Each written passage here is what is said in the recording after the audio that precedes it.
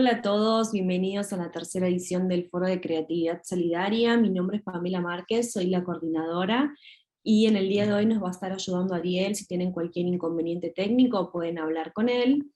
Les recordamos a todas las personas que están asistiendo en vivo que pueden realizar preguntas a las personas que van a exponer hoy, a todos los expositores a través del chat. Pueden escribirlas y una vez que todos finalicemos de exponer sus proyectos, cada uno finalice, vamos a leer las preguntas que están en el chat. Les recuerdo a los expositores que tienen 10 minutos para poder exponer, y vamos a dar comienzo a esta comisión llamada Ilustración y Diseño Editorial para el Bien Público, y vamos a comenzar con Arison. Olá, primeiramente agradeço pela oportunidade, né, de participar de um momento tão especial. Eu já tive aqui o ano passado, não foi uma experiência muito boa, apesar de eu ter sido diagnosticado com Covid no mesmo dia, então foi uma experiência muito louca. E agora eu estou aqui para apresentar um projeto chamado O Pequeno Príncipe Careca. Ele nasceu durante uma campanha publicitária, né? A gente fez uma campanha para a Abrace, que é uma associação que ela trabalha com crianças e adolescentes com câncer e hemopatias. Ela oferece assistência. E durante a campanha, toda a venda do sanduíche Big Mac, né, do sanduíche do McDonald's, vai para a Abrace. E a gente teve um desafio. O primeiro foi a própria pandemia em si. Então, a gente não tinha como tirar foto das crianças para poder fazer uma campanha. O segundo desafio foi o tema da campanha, porque a arrecadação era para cuidados paliativos. Então, eram crianças que não tinham chance de cura. Então, imagina como é que você vai colocar alguém para estampar uma campanha mostrando que ela não tem chance de cura. É um pouco agressivo. E foi então que surgiu a ideia de trazer o Pequeno Príncipe, que já tem uma imagem até mesmo mundial, né? Digamos que já mexe com o imaginário das pessoas, e trazer ele em uma campanha, já que os direitos autorais estavam liberados, para falar de câncer infanto-juvenil. Então, a gente trouxe o Pequeno Príncipe de uma forma diferenciada, que foi careca, né? E com slogan, meio que mostrando que não importa o tamanho do seu planeta, mas sim o tamanho do seu coração. Essa era a ideia inicial da campanha. Depois que a gente criou o cartaz, a gente viu que não dava para ficar só no cartaz. Então, aí eu tive a ideia maluca de trazer o meu lado literário, né? Porque, além de jornalista, eu sou escritor, e de reescrever a história do Pequeno Príncipe. E aí começou um desafio até maluco, porque a gente tinha 30 dias para o dia mesmo da campanha, né? Que é durante essas 24 horas, né? Que beneficia a Abrace. E a gente foi lançando capítulo a capítulo. Então, quando eu escrevi o primeiro, a gente lançou o primeiro, a gente não tinha o final ainda. Foi um desafio divertido, né? E a gente trouxe uma nova roupagem. Então, em vez de ser um piloto, hoje, se um piloto cair no deserto, você liga o GPS, faz umas coisas lá e encontra ele. Então, a gente trouxe uma outra proposta, que era um médico com um carro quebrando no caminho. A gente transformou o rei em um governador. Toda a identidade do livro, né, toda a proposta do livro, ela se manteve. A gente também manteve esse lado da essência dos traços também, né, do autor, mas trouxe essa nova roupagem. Então, eu não poderia falar de um bêbado nas redes sociais de uma instituição que trabalha com crianças com câncer, né? Então, a gente trouxe um outro vício, que seria o das redes sociais. E acabou trabalhando todos os personagens de uma forma mais moderna, né? Mas, ao mesmo tempo, trazendo esse olhar para a campanha.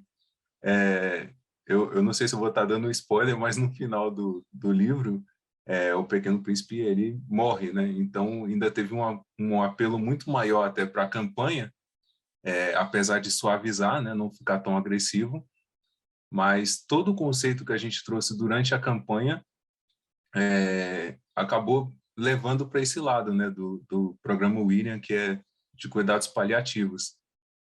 Quando terminou a campanha, aí veio mais uma jornada, né? Então, a gente tinha um conteúdo muito legal nas redes sociais, porque a gente foi publicando diariamente no Instagram e no Facebook da Abrace. E a gente tinha um conteúdo muito legal e não dava só para deixar, né? Então, aí veio a corrida para publicar esse material. Esse ano, a gente fechou a parceria com o Instituto SEIMI, que também é aqui de Brasília, né, do Brasil, e eles estão patrocinando a publicação do livro. Então, ele vai chegar esse ano nas livrarias de Brasil e Portugal, né, que são pela editora, trazendo as ilustrações da campanha, porque cada dia tinha uma ilustração, né, e essa história que a gente acabou contando, né, durante a campanha. Foi uma experiência muito intensa, né, mas ao mesmo tempo estimulou muito a criatividade, né, então a gente lia todos os capítulos, né, teve alguns que a gente teve que resumir dois em um, mas sempre trabalhando com a mesma essência, né, para não mudar a proposta do autor, até porque o Pequeno Príncipe ele tem muitos fãs, né, se a gente fizesse alguma coisa assim, era perigoso até ser um tiro no pé. E o legal é porque teve uma repercussão nacional aqui no Brasil, a campanha teve, por conta da imprensa, né, teve uma repercussão, e além disso ainda teve alguns fã-clubes mesmo, né, do Pequeno Príncipe, alguns colecionadores que tiraram o chapéu, disseram, né, que teve todo o cuidado. Então, esse retorno para a gente também foi bem forte. E é isso, o Pequeno Príncipe vai chegar aí nas livrarias, né? Deixo o convite também para verem um vídeo, né, que a gente que está na programação também, que aí a gente mostra um pouquinho, dá para ver mais imagens, né? Porque eu só coloquei de fundo mesmo, só para dar para visualizar. Muito obrigada, Alison. Muito linda a campanha do Pequeno Príncipe. O vídeo também é muito legal, dá para ver outras imagens, assim que quem quiser pode passar a ver o vídeo pela agenda. Parabéns. A gente se vê daqui a breve. Vamos continuar com Jimmy.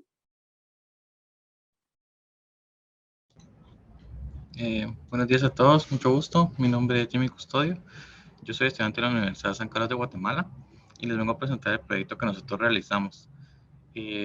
Nuestro proyecto se llama Cultura para Aprender, que es un conjunto de material didáctico interactivo conformado de 3 partes.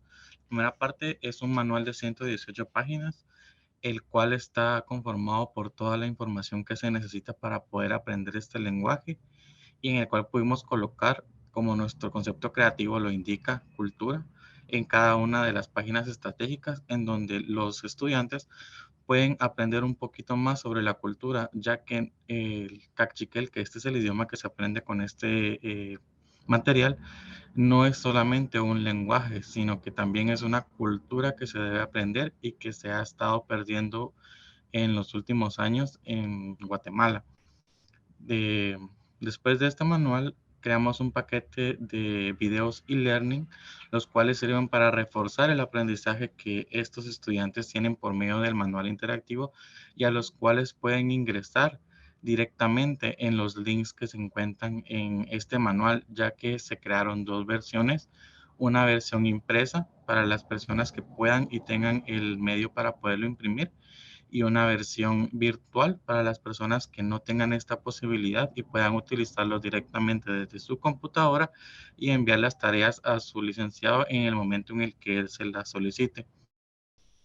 Estos videos son interactivos, los cuales están realizados de una manera que sean comprensibles por el grupo objetivo y que sean llamativos para que éste no les aburra al momento de que ellos tengan la necesidad de verificarlo. De igual manera, está conformado por ciertas palabras que los ayudan a ellos a poder tener una mejor comunicación y ciertos temas que son de interés cultural para que ellos puedan aprender y puedan comunicar esto a las personas con las cuales ellos tienen en su entorno social.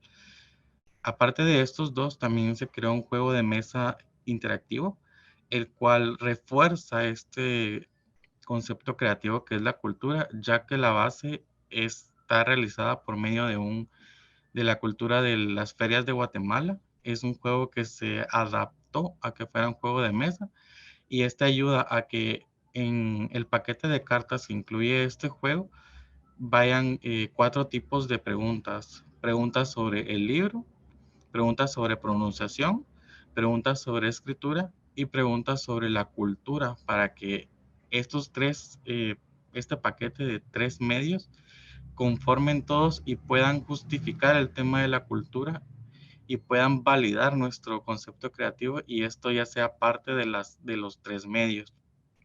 ¿Por qué nace este proyecto? Nace de la necesidad del Centro de Aprendizaje de Lenguas Calusac, el cual se encuentra ubicado en la Universidad de San Carlos de Guatemala. Este cuenta con varios idiomas para la enseñanza de las personas que los quieran aprender, pero el lenguaje cachiquel es uno de los cuales no contaba con un material adecuado para la enseñanza del mismo. Se crearon estos manuales para que las personas pudieran tener un buen aprendizaje, y este fuera reforzado por medio de los materiales que se les están ofreciendo. De igual manera, el aporte que nosotros hacemos a esta escuela es un aporte cultural, por medio del cual está reforzado de nuestro concepto creativo, y un aporte social, ya que ellos no cuentan con un presupuesto para poder realizar dicho material. Entonces nosotros aportamos este material a ellos, y como les comentaba, se tomó la decisión de hacer un manual impreso y un manual virtual, ya que por medio de las investigaciones que realizamos y las reuniones que pudimos tener en conjunto con el grupo objetivo, pudimos notar que se contaba con la preocupación de cuál sería el precio de imprimir este material, ya que por lo mismo no se contaba con un presupuesto para poder ayudar a los estudiantes a dar este material de una manera gratuita. Entonces, por medio de esta necesidad que se creó, fue que se realizó el aporte de crear los 2 tipos de manuales, para que esto no fuera un impedimento y se pudiera utilizar para la enseñanza del mismo lenguaje. Muchas gracias.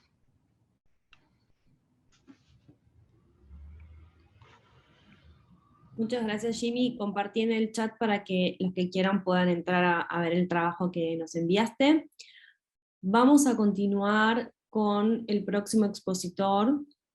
Vamos a continuar con Juan.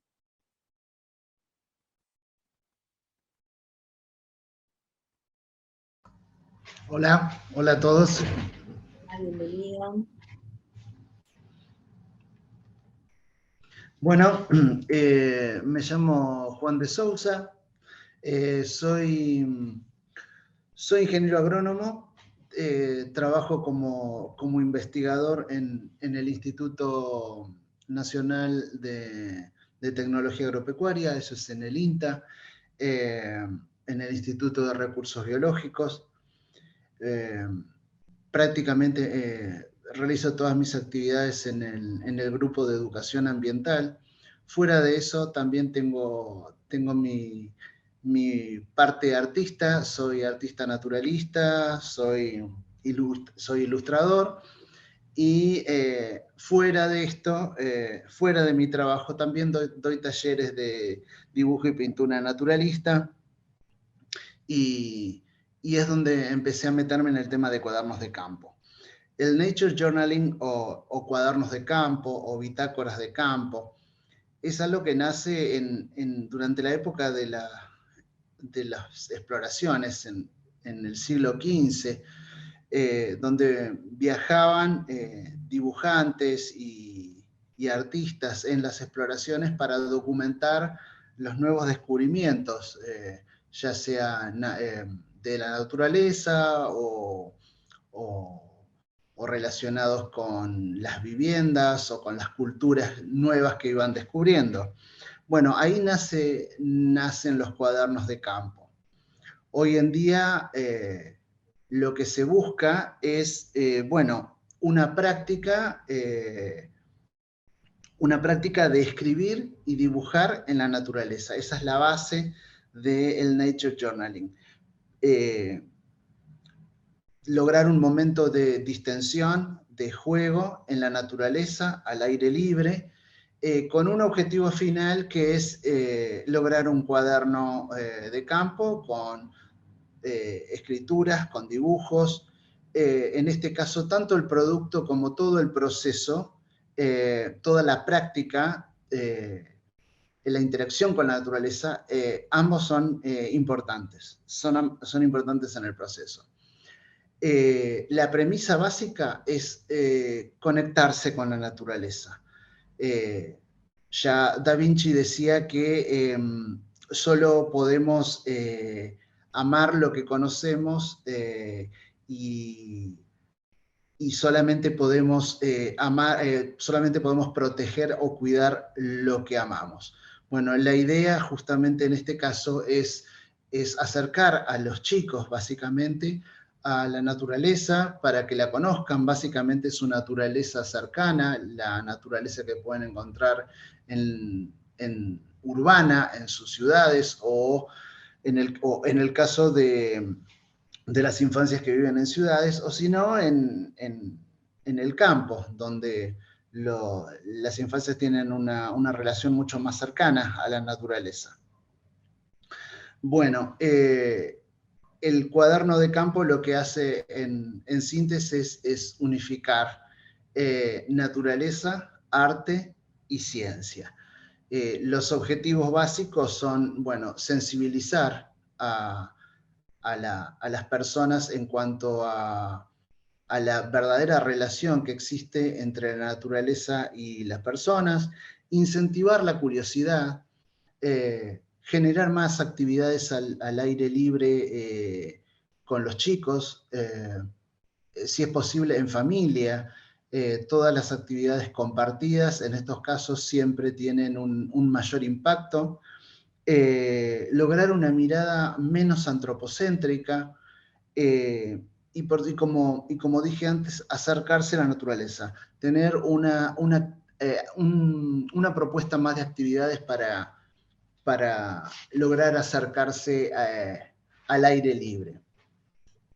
Esto desde hace unos 5 o 6 años es una herramienta que venimos utilizando en el grupo de educación ambiental, por un lado dentro de INTA, y también yo aparte, fuera de mi trabajo, venimos realizando una gran cantidad de talleres y cursos sobre cuadernos de campo. Los hacemos mucho en el Jardín Botánico de INTA, que está situado en Hurlingham, próximo a Morón. Esto es el conurbano bonaerense, ¿sí? Ahí realizamos todas las actividades al aire libre. Trabajamos con chicos, con alumnos de primaria, alumnos, niños de jardín de infantes, adultos mayores, docentes. La idea es ofrecer una herramienta más para trabajar cuestiones ambientales al aire libre con los alumnos.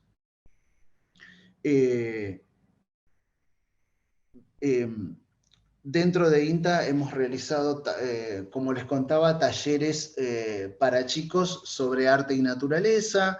También hemos realizado actividades en escuelas de arte, para adultos mayores también, talleres para artistas. Bueno, una gran diversidad de opciones que hemos estado ofreciendo, mayormente gratuitas. Dentro de la institución que trabajo siempre son gratuitas. Y después conferencias, charlas para incentivar el desarrollo de esta actividad. Personalmente estoy muy conectado con otros referentes internacionales de esta actividad, por lo que me mantengo bastante actualizado. Existe un congreso también internacional, donde todos los años intento participar también. Hay bastante bibliografía sobre el tema. Si bien es una actividad bastante nueva, hay bastante para leer y hay que mantenerse actualizado. básicamente es eso. Estamos teniendo unas respuestas maravillosas con los chicos, y bueno, esa era mi idea, contarles un poco qué son los cuadernos de campo, qué es el Nature Journaling, o como nos gusta llamarlos, bitácoras de la naturaleza, y contarles un poco las experiencias que venimos desarrollando en el trabajo. Muchas gracias, Juan. Esto es todo un desafío, me imagino, para los chicos, porque de alguna manera es volver a lo analógico.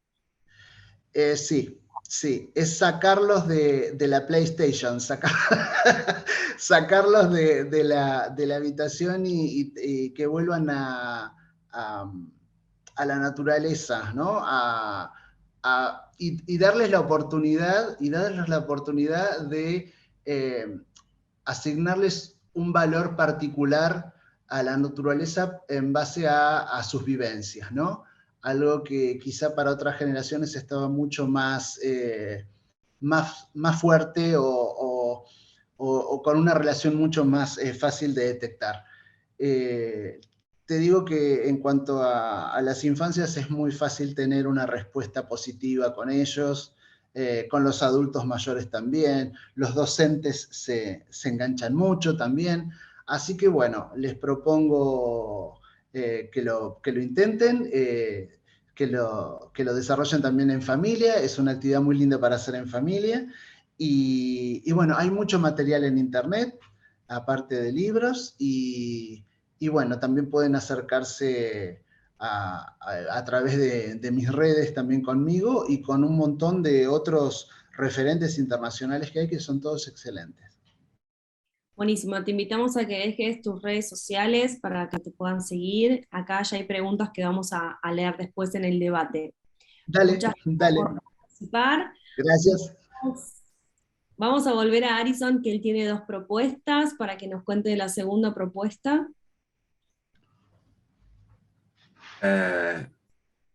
No caso da minha segunda proposta, seria o Direito em HQ. Ele nasceu em 2019. Estão me ouvindo bem? Então, né? Ok? Sí, se escucha bárbaro.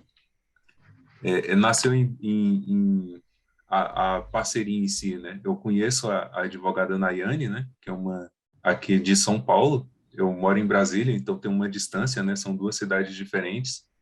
Mas a gente tinha uma proposta similar, que era de trazer o direito para o coletivo, né? Porque quando a gente fala em advocacia, em linguagem jurídica, a gente está falando de palavras difíceis, de um padrão que normalmente até as pessoas fogem quando começa a conversar com o advogado, porque não entende.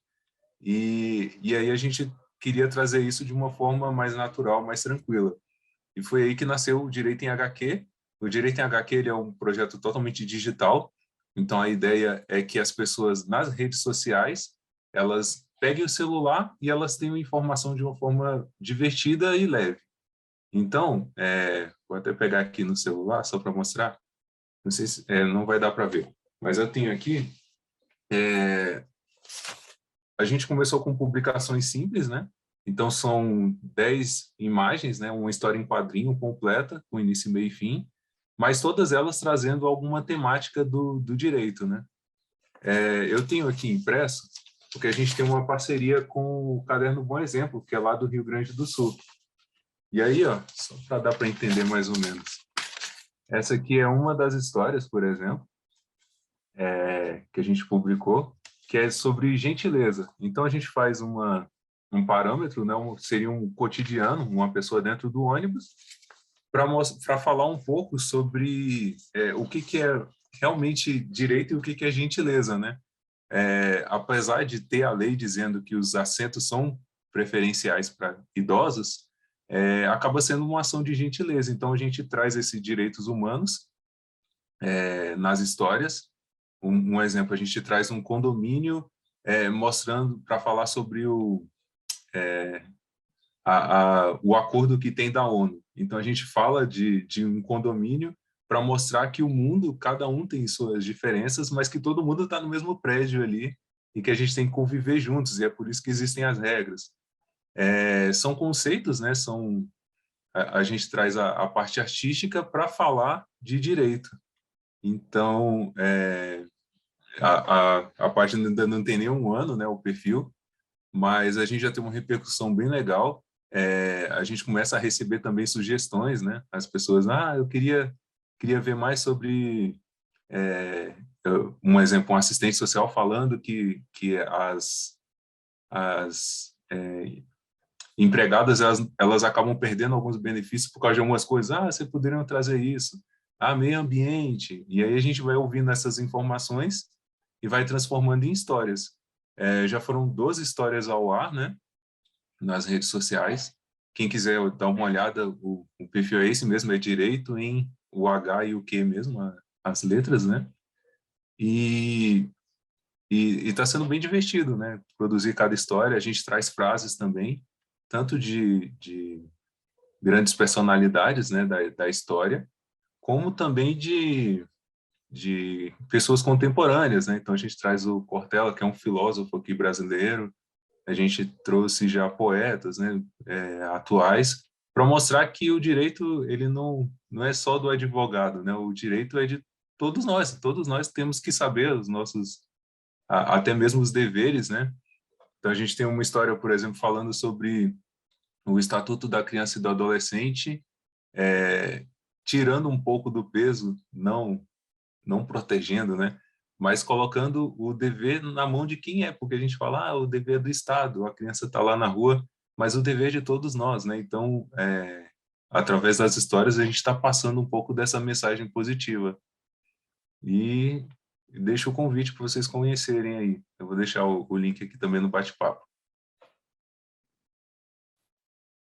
Muy obrigado. Voy a contar brevemente en español, por si no se entendió, Historia en Cuadriños, que fala, que dice Arison, son historietas. Él hace historietas, cómics, donde explica derechos, a veces usando metáforas como por ejemplo el del edificio, donde viven diferentes personas, asociándolo a lo que pasa con un país y ese tipo de cosas. Es muy interesante, son muy lindas las historietas, explica a las personas sus derechos o cómo son los derechos, a través de historietas, es muy lindo.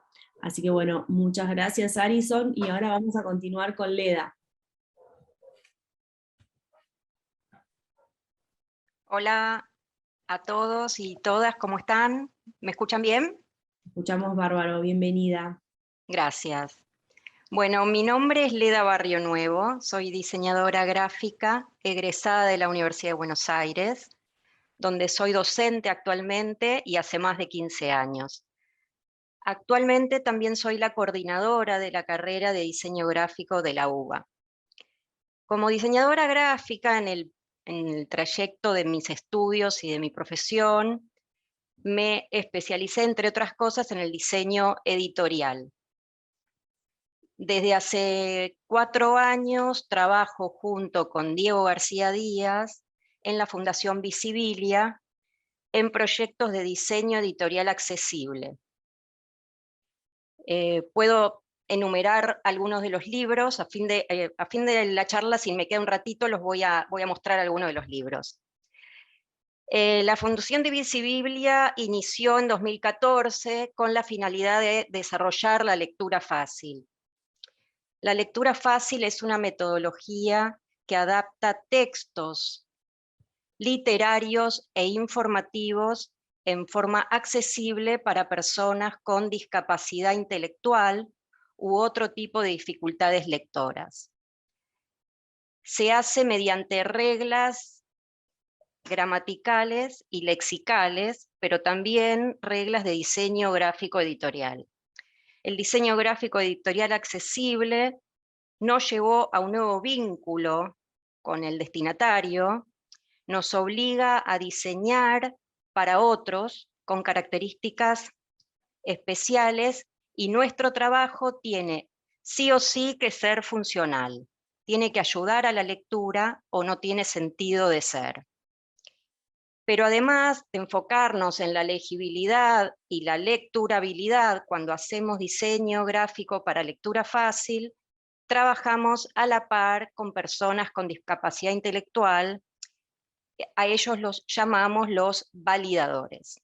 Les mostramos nuestro trabajo, ellos lo analizan y lo discuten, y el producto final al que nosotros como diseñadores arribamos es algo que creamos juntos.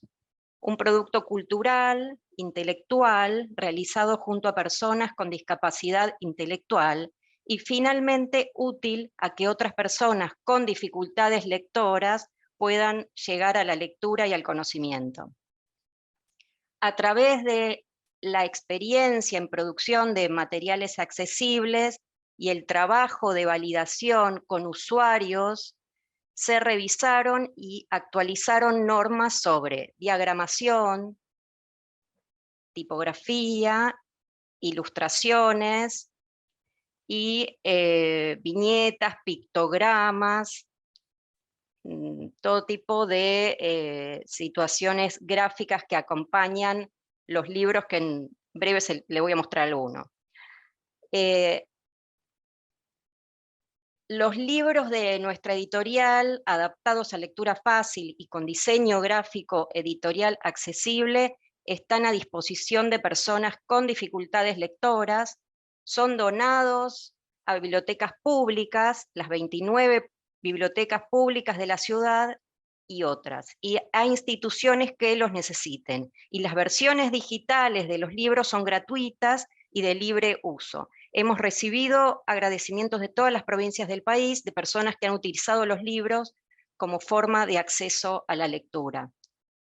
Por otro lado, la Fundación trabaja con un grupo importante de personas con discapacidad intelectual que participan en sus proyectos en forma remunerada. Para muchos de ellos es su primer y principal trabajo intelectual remunerado. En 2021, para darles un ejemplo, se realizaron 46 contrataciones a personas con discapacidad intelectual. El plan de la Fundación es seguir creciendo, produciendo materiales accesibles y dando trabajo a personas con discapacidad, integrándolos cada vez más en el proceso de producción editorial y remunerando su trabajo. Quiero, en los últimos minutitos que me quedan, mostrarles algunos de los libros. En los últimos 4 años yo diseñé mitos y leyendas del mundo, diseñé Cuentos de la selva, de Horacio Quiroga, Sinbad y Alí Baba, El fantasma de Canterville, Diario del año de la peste, Panambí y otros cuentos con historias. Hice una selección de los libros. Me resulta importante también mostrarles, por ejemplo, lo que ocurre en los interiores de los libros, con algún tipo de ilustraciones. Acá sería interesante en algún momento que pudieran acceder a la web y tal vez bajarse alguno de estos libros para poder ver cómo las ilustraciones son justamente pensadas especialmente para este público. Así que ahora voy a copiar acá la web para que tengan acceso a ellos. Muchas gracias a todos y a todas. Leda, muchas gracias por participar, súper interesante el proyecto, y como te sobraron unos minutitos aprovecho para hacerte una pregunta. ¿Qué es lo que se tiene que tener en cuenta en las ilustraciones, por ejemplo, que decís que tienen que ser especiales para el público? Sí, totalmente. Mirá, las ilustraciones tienen que tener, por ejemplo, que el fondo sea en una segunda lectura, que el fondo no interfiera en el proceso de entender lo que la ilustración quiere decir. Esa es una de las cosas que hay que tener, o sea, hay que, por ejemplo, trabajar la figura y el fondo, ¿no? Especialmente. Esa es una de las cosas que hay que tener en cuenta. Sobre las ilustraciones quiero hacerles un comentario. Uno de los libros que mostré hace un ratito, que es Cuentos de la selva, de Horacio Quiroga, fue ilustrado por chicos con discapacidad intelectual. Así que especialmente les pido que si tienen acceso a la web se lo bajen y miren la belleza de las ilustraciones que tienen estos libros. Excelente. Bueno, hay algunas preguntas en el chat. Ahora cuando terminemos todos de hablar, las leemos para que las podamos responder. Perfecto, acá dejo la web, ¿sí? Además podemos descargar los libros gratis, así que es súper Sí. interesante y muy bueno. Y nos contactan por el correo electrónico que figura en las contratapas de los libros. Buenísimo. Bueno, muchas gracias, Leda. Vamos a continuar para después poder responder las preguntas. Vamos a continuar con María.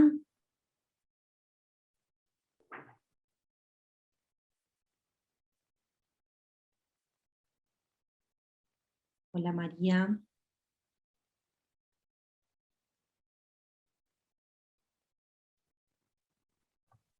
Buenos días, no sé si soy yo. Es la otra María, María, pero me parece que se desconectó, ¿no? Yo por lo menos no la veo. Sí, yo tampoco la estoy viendo. Así Vamos que... a continuar entonces con vos, María del Carmen. Ok, muy buenos días a todos. Ahorita voy a... mi nombre es María del Carmen Roca. Yo trabajé este proyecto con mi compañera Andrea Lizeth Díaz Herrera. Nosotros somos estudiantes de 10º semestre de la Escuela de Diseño Gráfico de la Universidad de San Carlos de Guatemala. El proyecto que realizamos con Andrea fue para una clase de diseño gráfico que se llama diseño visual. Este consistía en realizar materiales educativos para instituciones que tuvieran la necesidad. Luego de varias semanas de investigación, logramos encontrar a Yo Guatemala. Esta es una institución o una asociación sin fines de lucro que trabajan con poblaciones rurales en Guatemala. Yo Guatemala está ubicada en San Antonio Purulá, en la comunidad de la región de Baja Verapaz, Guatemala. Purulá es una comunidad rural marcada por pobreza, analfabetismo y falta de servicios de salud adecuados. Al ponernos en comunicación con esta institución, ellos nos contaron que tenían muy poco material para utilizar con niños en el área de educación básica. Sí contaban con material, pero no tenían cómo presentarlas de ninguna manera adecuada, funcional, que fuera útil y atractiva para los niños. Los niños son muy observadores. Ellos aprenden con colores, figuras, historias, hasta con personajes, ¿verdad?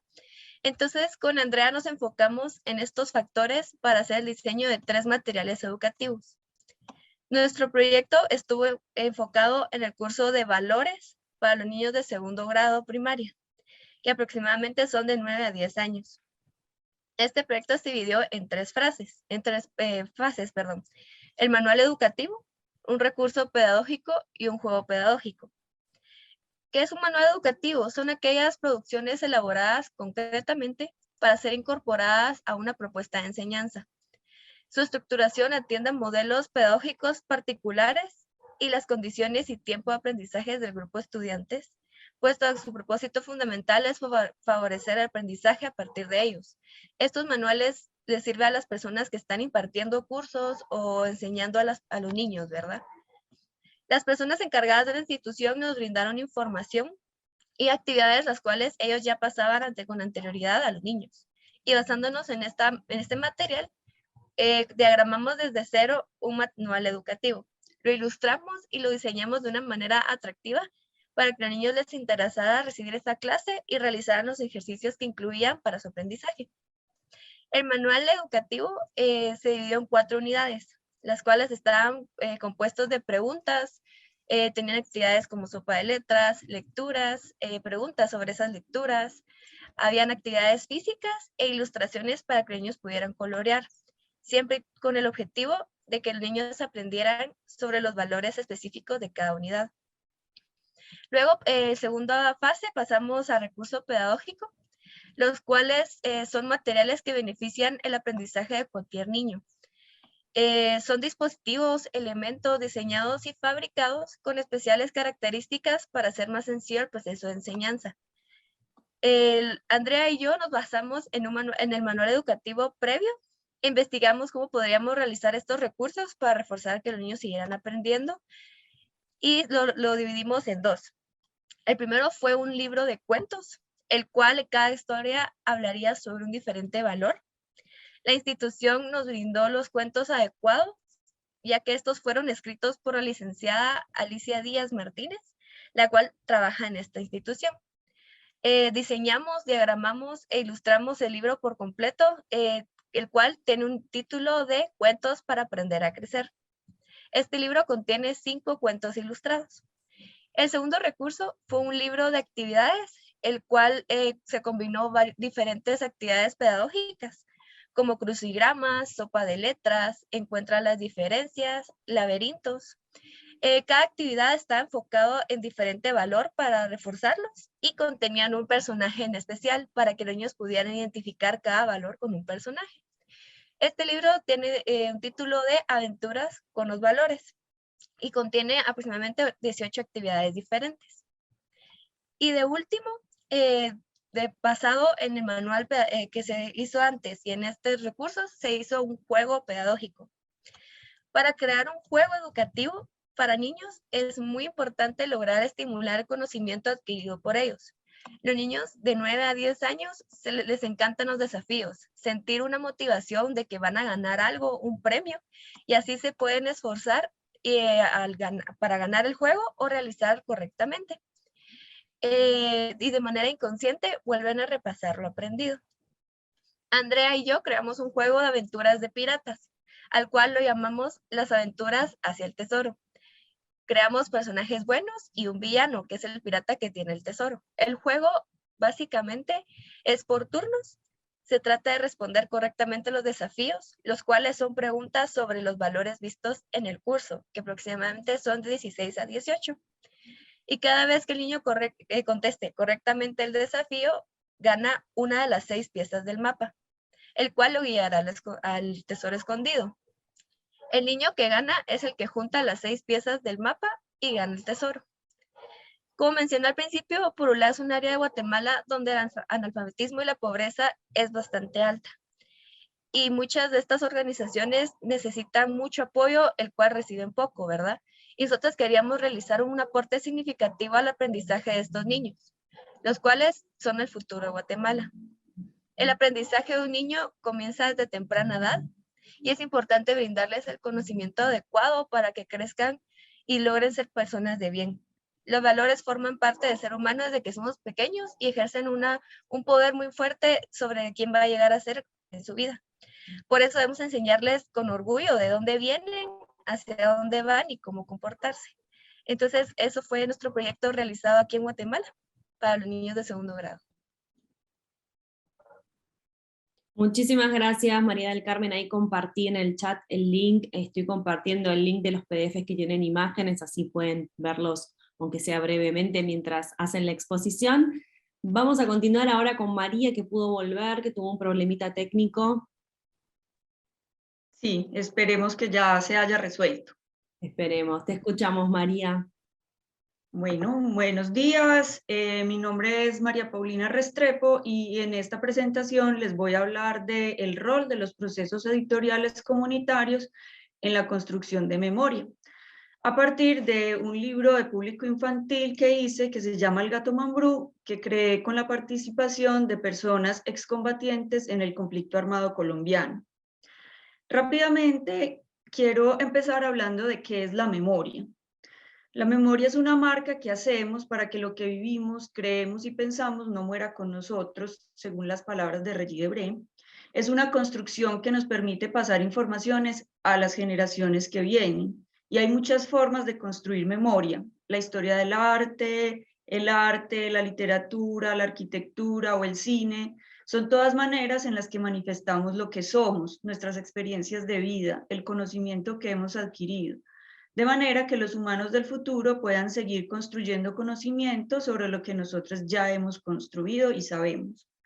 Todas esas son formas igualmente importantes y legítimas de construir memoria, pero me quiero centrar en una forma en particular, que es la literatura infantil, porque es la forma en la que más claramente pasamos información a la siguiente generación. ¿Qué razones tenemos para construir memoria? La importancia de construir una memoria colectiva es que esta garantiza la producción de identidad dentro de una comunidad. A través de la memoria nos reconocemos como un colectivo, pues la memoria nos permite saber y afirmar de dónde venimos y quiénes somos. la producción de memoria y la preservación hacen parte inherente de la experiencia humana. Esta trasciende conceptos modernos como nación o país y se arraiga en la necesidad ancestral de pertenecer a un grupo, de conocer sus orígenes y contribuir para que los conocimientos y experiencias adquiridos por ese grupo se transmitan a las generaciones venideras. Sin embargo, como el mismo Debré anota, no hay lugar igual para todos los candidatos a la perenidad. Eso quiere decir que la construcción de la memoria necesariamente significa privilegiar unas voces sobre otras, de manera que debajo de la historia oficial hay un entramado de relatos no oficiales que la alimentan, la complementan o se le oponen. La historia de Colombia, por ejemplo, es una historia de violencia que ha permeado incluso la construcción de memoria misma. La historia oficial ha oscurecido y negado los relatos de las comunidades que han padecido la violencia sobre sus cuerpos y sus tierras. Al día de hoy, esto sigue siendo un problema. Por eso el silencio se ha vuelto un tema tan doloroso en Colombia, porque niega la posibilidad de saber qué pasó con quienes ya no están, con quienes siguen desaparecidos, con las víctimas y los victimarios. Ha hecho imposible la construcción de una memoria realmente colectiva. El silencio ha cercenado la identidad de los territorios y nos ha incomunicado entre regiones. La reconciliación de los relatos. Cuando hay tantos impedimentos para que todos y todas aporten por igual a la construcción de memoria de un país, se vuelve una necesidad y una obligación buscar esos relatos que han sido acallados. Por eso, los relatos no oficiales han adquirido particular relevancia para el pueblo colombiano, porque nos permiten otras versiones de nuestra historia, particularmente esa que ocurrió en la periferia, la que está compuesta por los testimonios de las víctimas. Ahora es nuestra tarea darle lugar a esos testimonios, por un lado, para buscar la reconciliación entre los diferentes actores del conflicto, y por el otro, para entendernos y transformar nuestra identidad en una realmente plural e incluyente. Sin esas voces, la historia y la identidad de Colombia nunca estarán completas. ¿Por qué escogí un libro para contar esta historia? El papel de la literatura en la construcción de memoria es uno privilegiado porque la literatura está específicamente hecha para narrarnos. Tanto la ficción como la no ficción tienen la capacidad de albergar y transmitir experiencias vividas. Los libros son un puente entre mentes, entre el autor y sus lectores o entre lectores y otros lectores. El libro tiene una posibilidad comunicativa única y capacidad de perdurar en el tiempo como por pocos artefactos de los que hemos inventado. ¿Y por qué un álbum para segunda infancia?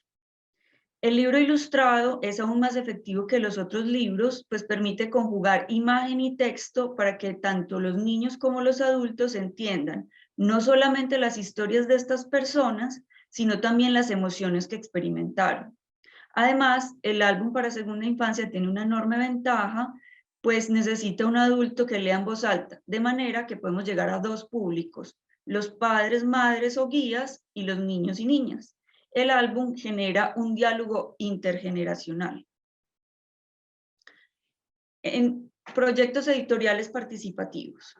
En este nuevo tipo de proyectos, los autores y autoras se redefinen como mediadores entre una comunidad que se narra y un público que la lee. El autor pierde el protagonismo para cederlo a las comunidades que necesitan comunicar sus relatos. En esta nueva forma de entender la literatura y los procesos editoriales, los autores tenemos el llamado a darle la voz a la experiencia de otras. Ahora les voy a hablar del proceso del Gato Mambrú. Este proyecto fue posible gracias a un estímulo otorgado por el Museo Casa de la Memoria de Medellín en Colombia. La convocatoria buscaba proyectos literarios de creación participativa que abordaran un tema del conflicto armado que afectara directamente a la infancia. Yo elegí trabajar con personas desmovilizadas de los grupos armados que hubieran sido reclutadas específicamente durante la infancia, pues ese es un tema neurálgico en Colombia, donde tendemos a ver las cosas en blanco y negro como si solo hubieran dos bandos, el bueno y el malo. Pero no hay tal. Muchos de los combatientes de la guerrilla y los grupos paramilitares fueron reclutados en contra de su voluntad durante su infancia y esto los convierte en víctimas, sin desconocer que muchos de ellos y ellas se convirtieron a su vez en victimarios. Esta es una realidad que muchos prefieren no ver, pues complejiza mucho la visión que tienen de la guerra y la violencia en Colombia. Al reunirme con estas personas, me encontré con la realidad de que hay tantas heridas y tantas culpas que no quieren que sus historias se sepan. No creen que sus relatos sean importantes para la construcción de la paz, o simplemente se sienten muy avergonzados para contar lo que vivieron. A sus ojos, lo que hicieron como victimarios borra la realidad de que también fueron víctimas de la guerra. No quisieron asistir a las siguientes sesiones programadas. Sin embargo, había que sacar el mayor provecho de ese único encuentro y el juego es siempre una gran herramienta para lograr que las personas se sientan en confianza y seguras. Así que se les propuso un ejercicio didáctico de crear un personaje, ficticio o real, y narrar la historia de lo que había vivido durante su experiencia en la guerra. De esta manera logramos que casi todos y todas nos contaran sus experiencias de vida o de personas que conocieron durante su paso por la guerra. Después de tener estas historias, escribí un argumento para el libro en el que se destacaran los elementos que se repetían en varias historias y algunos que me parecieron llamativos para darle una personalidad particular a la historia y el personaje central. Durante el proceso de escritura, vi que no era suficiente lo que estas personas me habían contado, así que fue necesario hacer una investigación de las prácticas que tienen estos grupos armados con los niños y niñas que reclutan, cómo los reclutan, cómo los entrenan y qué hacen con ellos en el campo de batalla. Así logré darle forma a la narración y a las metáforas del libro para que fueran discernibles para un niño de entre 6 y 10 años. Después de tener los textos listos, continué con el diseño de las ilustraciones. Para eso hice 2 laboratorios de ilustración con niñas también entre 6 y 10 años. Ellas me ayudaron a desarrollar diseños con un lenguaje gráfico infantil, pues era de vital importancia que las ilustraciones parecieran hechas por un niño de 10 años, que es quien narra su historia en primera persona. Ellas también me ayudaron a que el estilo del libro fuera más cálido para contrarrestar el tema tan triste y doloroso que aborda el libro. Diseñar los monstruos que representan la guerra y la paz fue más difícil. Para ello, además de la investigación de otros libros y películas, fue necesario recurrir a un ejercicio que había realizado años atrás, en el que le pregunté a un grupo de excombatientes cómo se imaginaban la guerra y cómo describirían la paz. A partir de estas respuestas, condensé 2 entidades que se oponen como el yin y el yang. Finalmente, desarrollé las ilustraciones buscando que tanto en ellas como en el texto se transmitiera la voz en primera persona de un niño. Utilicé la técnica del collage digital para crear escenarios en los que se mezclaran los dibujos de las niñas, generalmente en el fondo, con los míos, que generalmente eran los personajes. Y como no es fácil y no estamos listos para hablarle a los niños y niñas sobre los dolores de la guerra, también creé una guía pedagógica para padres, madres y guías. Pues sé que aunque es necesario hablar de estos temas difíciles y tabú con los niños, no tenemos mucha idea de cómo hacerlo porque a nosotros no nos hablamos como de ello cuando éramos pequeños. Así que esta guía da un contexto bastante necesario, cuentan quiénes participaron en la construcción de la historia y da pautas para abordar el tema de la guerra y el reclutamiento forzado con niños y niñas y explica cómo recibir sus cuestionamientos, inquietudes y emociones al leer el libro. Bueno, María, muchísimas gracias, un súper trabajo. Te pedimos que dejes las redes también en el chat para que las personas que quieran conocer un poquito más puedan hacerlo. También está el material que nos enviaste en la agenda. Vale, les voy a dejar también el link para que puedan ver el libro en YouTube. Buenísimo, muchísimas gracias. Vamos a continuar con Nixon, que es el próximo expositor. Hola de nuevo a todos. Hola. Quiero dar las gracias a la Universidad de Palermo por generar este espacio de participación y a la mesa de trabajo de este tercer foro de creatividad solidaria por abordar tan importantes temáticas en la actualidad en torno a la inclusión social y al bien público desde el diseño gráfico. Atendiendo a las indicaciones de que no era posible presentar video ni PDF durante la exposición, al final dejaré mis redes de contacto en el chat. Yo actualmente soy estudiante de la carrera profesional de diseño gráfico de la Corporación Universitaria Unitec en Bogotá, en Colombia. Y desde allí inicié un proyecto de investigación llamado Texapil, donde reflexiono acerca de la importancia de la ortotipografía, entendiendo esta como las normas de usos tipográficos correctos dentro de la comunicación gráfica, pero también como una temática de bien común y de interés común. Introduzco esta ponencia mencionando que el lenguaje es el principal medio de expresión de las ideas más complicadas y de los sentimientos más puros. El lenguaje se convierte en un factor de identidad, es integrador entre grupos humanos y es un vehículo de transferencia cultural. Cada sociedad a través de su lenguaje tiene una mirada diferente que genera diversidad, y esa diversidad es donde se encuentra el vigor de la naturaleza humana. La diversidad cultural está estrictamente relacionada también a la diversidad lingüística. Así lo reconoce la Declaración Universal de la UNESCO sobre la diversidad cultural. El fundamento de la lengua, en este caso la del español, es un esquema fijo, es un esquema organizado, normativo, al que hay que ajustarse y someterse si queremos comprender y si queremos que nos comprendan. Por esto resulta de la mayor importancia entender que todos los procesos de comunicación deberían garantizar la transmisión de los mensajes correctamente, y es aquí donde las normas acerca de los correctos usos del lenguaje escrito deberían tener un lugar visible dentro de todos los ámbitos de expresión. Con estadísticas del año 2021, había casi 493 millones de personas en el mundo que tenían el español como lengua materna. Y estos hablantes también usan el lenguaje escrito por medio de signos gráficos, que también son un instrumento de comunicación, de aprendizaje, de representación y de diversión también. Pero según la UNESCO, hay una gran brecha en materia de escritura en los estudiantes latinoamericanos. Y es que la escritura es una competencia altamente demandante a nivel cognitivo, que a diferencia del lenguaje oral, no se desarrolla en la mayoría de las personas de manera natural. Es por esto que la escritura hay que enseñarla desde los niveles más tempranos del proceso educativo. Por ende, resulta un tema de preocupación de entidades gubernamentales, académicas, culturales y de participación ciudadana, comprender las condiciones didácticas que favorecen esos aprendizajes en esos entornos primarios de educación con respecto a la correcta escritura del lenguaje. Escribir bien es considerado una de las competencias más exigidas en el ámbito laboral, y una escritura con faltas ortotipográficas puede llegar a causar desprestigio profesional.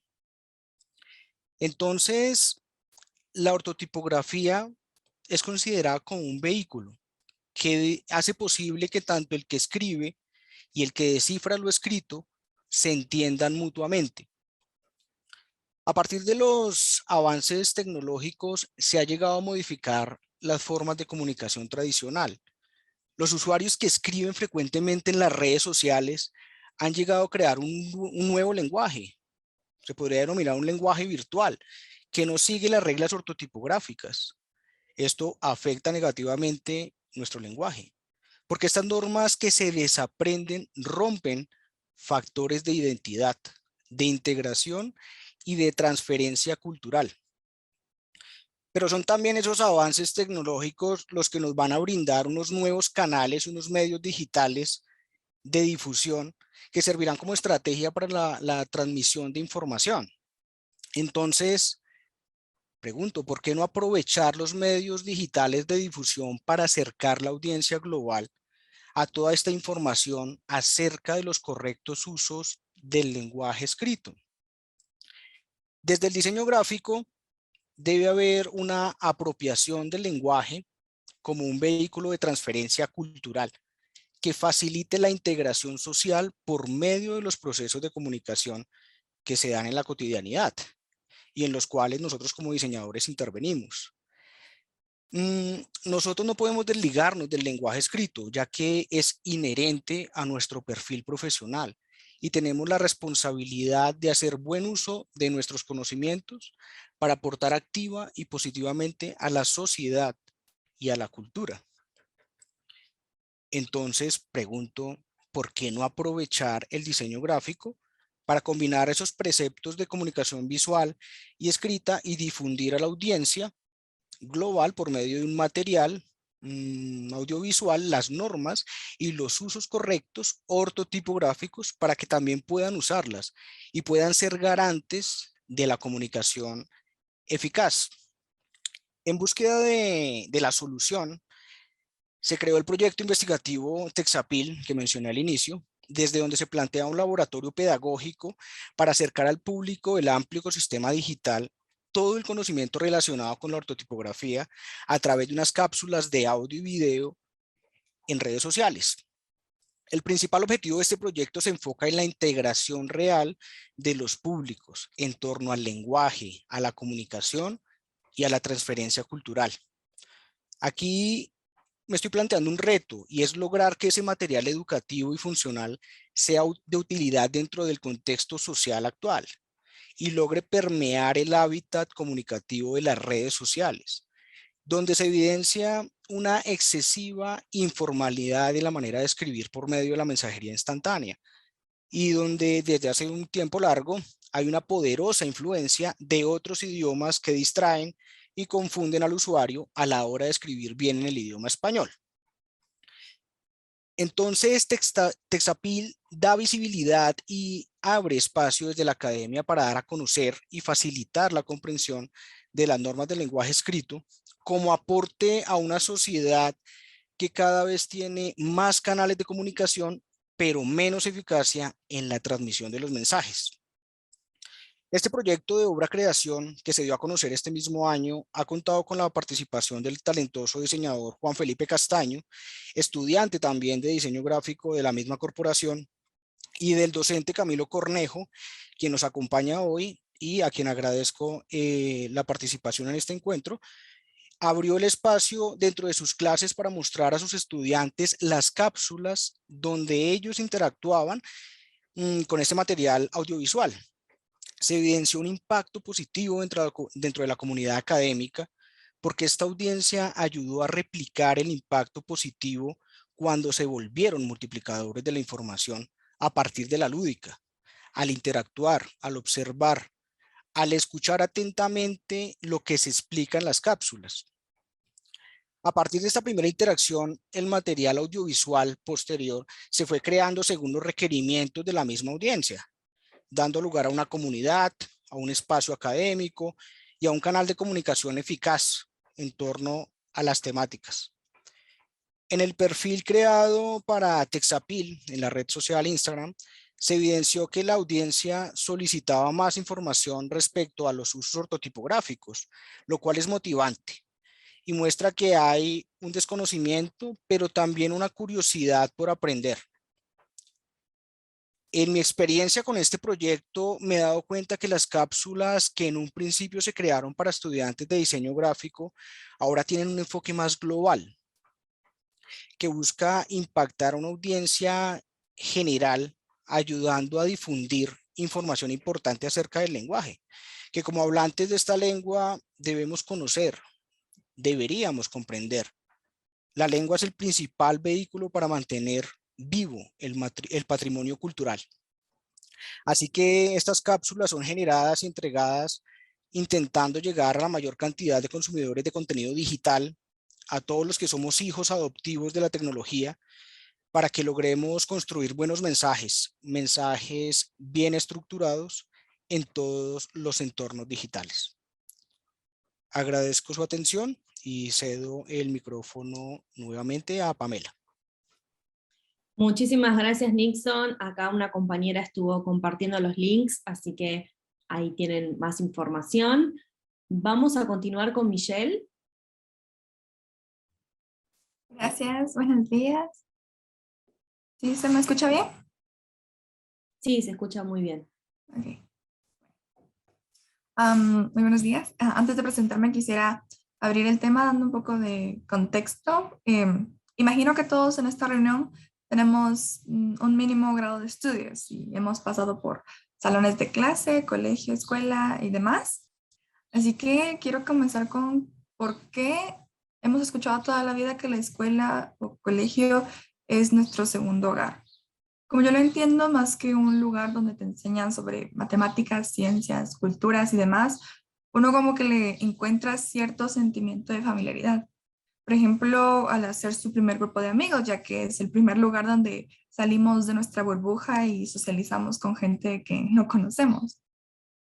A lo que voy es que la escuela es un lugar que nos deja huella, tanto en conocimiento de cultura general como para la vida. Por eso es un pilar fundamental para la sociedad. Pero no todos pueden decir que tienen un mínimo grado de estudios. Guatemala es un país con un índice de analfabetismo del 18.5%, esto hasta el censo del 2018, y este problema se centra más en las comunidades rurales, porque tienen la barrera de la pobreza extrema. Sin embargo, existen iniciativas que fueron creadas para contrarrestar esta problemática. Durante la pandemia del 2020, un grupo de personas que estaban preocupadas por el escaso aprendizaje alcanzado durante esos duros meses en uno de los municipios con mayor analfabetismo en el país, decidieron organizarse junto con Yo Guatemala, que es una organización de apoyo social sin fines de lucro, y crearon a partir de la biblioteca municipal una escuela de calidad para la niñez y juventud de Purulá en el departamento de Baja Verapaz. Yo soy Michelle López, estudiante de diseño gráfico de la Universidad de San Carlos de Guatemala, y junto a mis compañeros Darlene Jolón, Gabriel Mencos y el asesoramiento del licenciado Jairo Choché, creamos la identidad gráfica para la escuela Katsolebal, que en lengua quechí significa nuestra escuela. El proyecto se llevó a cabo en dos fases. En la fase 1 se diseñó la marca gráfica y en la fase 2 fue la creación de personajes para la institución. Durante la fase 1 nos basamos en el concepto de apoyo, ya que esta escuela destaca mucho la relación tipo madre-hijos que existe entre los maestros y los alumnos, ya que se brindan asesoramientos, alimentos y demás apoyo a los estudiantes.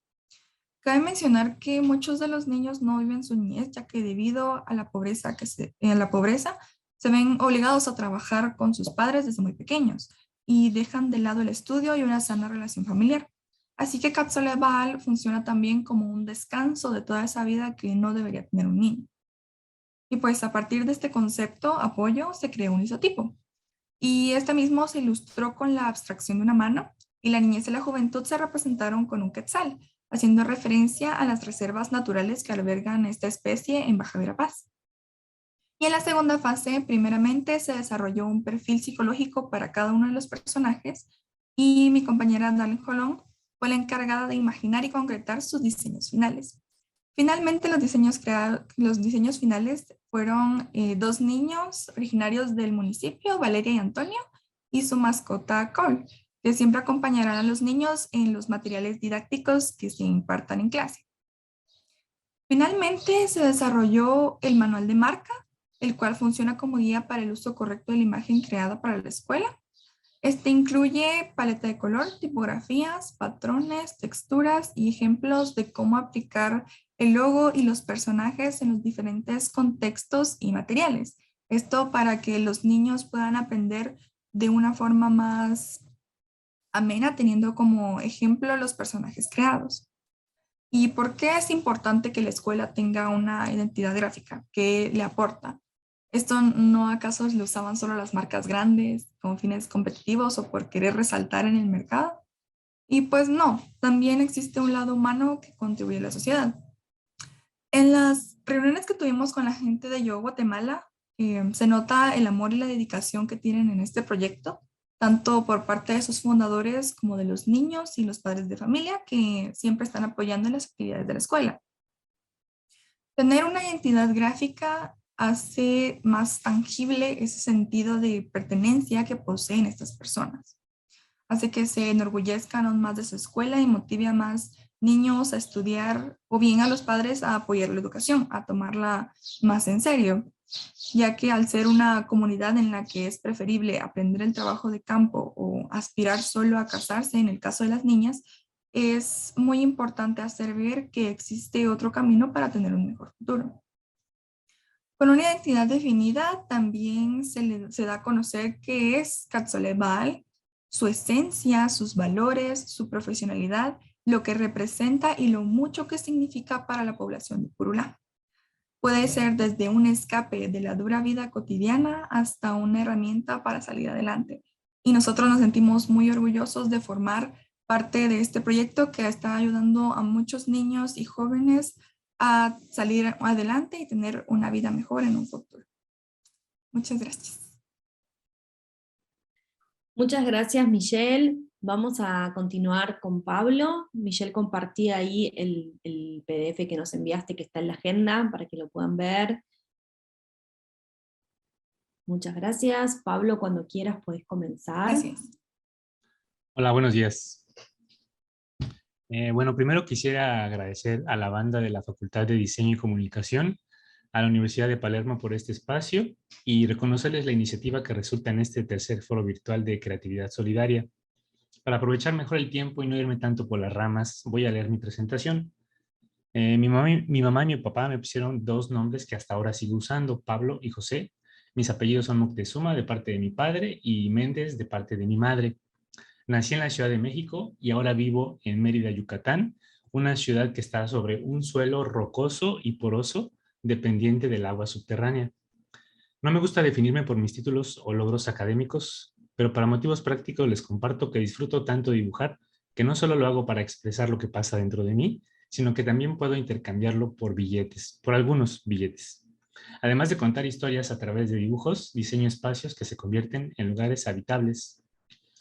Una parte de mí se siente muy contenta si utilizo mi energía en actividades que benefician a otras personas. En parte es por ello que participo en este proyecto que les quiero exponer. Considero que hay muchos proyectos creativos que son motivados por circunstancias personales que de alguna forma impulsan a quienes las viven hacia el acto de manifestarlas en la realidad tangible. Al menos así fue en mi caso con respecto a este fanzine con el que participo en el foro. Para no extenderme mucho, quisiera resumir que una de las razones que me llevan a ser parte de este fanzine fue un 20 que me cayó a mitades del 2020. Me servía un vaso de agua mientras aún giraban en mi mente imágenes y reflexiones acerca de la crisis del sistema de salud que atravesaban varios países alrededor del mundo durante la pandemia. Ya que caía la última gota de agua en mi boca, pensé, no me imagino el caos que imperaría en las sociedades cuando tengamos una crisis del agua. Reconozco que estaba un poco paranoico, así que me fui a hacer lo que no es muy recomendable hacer en estos casos, o sea, traté de tranquilizarme leyendo investigaciones acerca de la situación del agua en México. Lo que pasó fue que encontré varias razones más para entrar en pánico, ya que me enteré de realidades muy descorazonadoras que les toca vivir a miles de personas en nuestro país. Enfermedades, cosechas casi estériles, con escasez de alimentos y conflictos violentos entre habitantes de algunas poblaciones contra empresas y o inclusive gobiernos. Este panorama poco alentador me trajo mareado por un buen tiempo, hasta que entré en contacto con quien colabora en este fanzine, Abelardo Rodríguez López, quien manifiesta sus reflexiones en investigaciones de carácter científico que suelen formar parte de proyectos en diferentes partes del mundo y o en artículos de periódicos o revistas con cierto corte especializado. Abelardo estaba pasando por una situación personal relacionada directamente con el agua, la cual le había llevado por un camino que le mostró aspectos poco alentadores. El agua potable es tratada deficiente e impunemente en la ciudad de Mérida. Cuando ambos compartimos nuestras experiencias, me pareció que era muy importante que más personas supieran lo que descubrió Abelardo en su camino, pero me pareció que un texto de carácter científico no suele ser una lectura que puede tener un gran impacto o interés en cierto grupo social. Así que después de unas pláticas y varios rants, Abelardo y yo decidimos colaborar juntando sus habilidades con las mías en un fanzine que expusiera lo que descubrimos, los descubrimientos de Abelardo con respecto al agua y saneamiento en nuestra ciudad. Consideramos que el lenguaje gráfico del cómic y sus alcances narrativos permiten crear un vínculo emocional entre los personajes y las situaciones con el lector, lo que podría manifestarse en un interés más profundo por el tema que estemos abordando. Creemos que en el ámbito académico hay mucho conocimiento científico importante y pertinente que no alcanza a afianzarse en el interés de las personas o ni siquiera llega hasta ellas, ya que solo se publica en espacios especializados, con un lenguaje tal vez poco accesible o de poco interés para un sector de la sociedad. Así, con el fanzine podríamos poner a la mano temas medioambientales que requieren atención inmediata, en especial aquellos que involucran recursos vitales como el agua. El fanzine es una publicación independiente de bajo costo y accesible para múltiples actores de la sociedad. Esto debilita la barrera de intercambio que requiere una revista científica o libros especializados.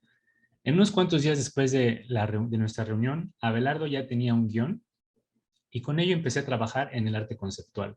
Después de unos meses teníamos en nuestras manos el primer fascículo de fanzines de gobernanza, tratando el tema de agua potable y saneamiento en Mérida. La historia que contamos en el fanzine se centra en dos personajes que comparten una misma fosa séptica. A uno de ellos le empieza a causar problemas cuando esta fosa se inunda, pero al otro vecino no le afecta en nada. No logran ponerse de acuerdo para solucionar el problema justamente y no existe la normativa que fomente un acuerdo equitativo. La situación que viven los personajes se agrava porque no hay gobernanza del agua, es decir, no hay un sistema regulatorio del manejo del agua. La gobernanza tiene 4 funciones principales: normatividad, monitoreo del uso, resolución de conflictos y, por último, las sanciones. En Mérida casi no existen sistemas de vigilancia o supervisión que se encarguen de regular el agua que desechamos y se reintegra al manto freático. Existen entre 85,000 y 200,000 pozos clandestinos en la ciudad. Hay pozos de aguas residuales no tratadas que comparten 2 o más viviendas y no hay normativa o estrategias para resolver conflictos entre vecinos. Se desconoce la calidad de las fosas sépticas en cada domicilio. No hay Contraloría Ciudadana del uso y vertimiento de aguas residuales. Es decir, no existen las condiciones para un manejo de agua sustentable porque no hay gobernanza del agua que involucre a todas las y los usuarios.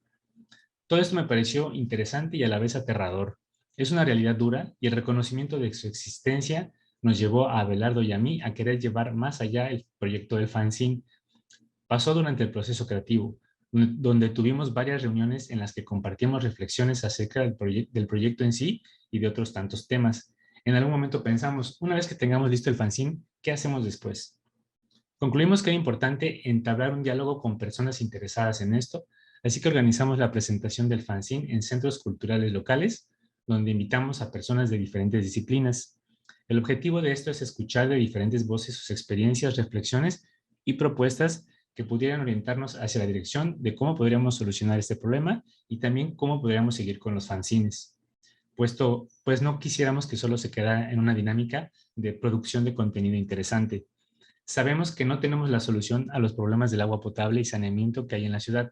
Tanto Abelardo como yo tenemos nuestras hipótesis e ideas locas, pero no se trata de que 2 vatos tengan la respuesta, sino que creemos que sería más eficiente la solución o posibles soluciones si surgen directamente de la comunidad.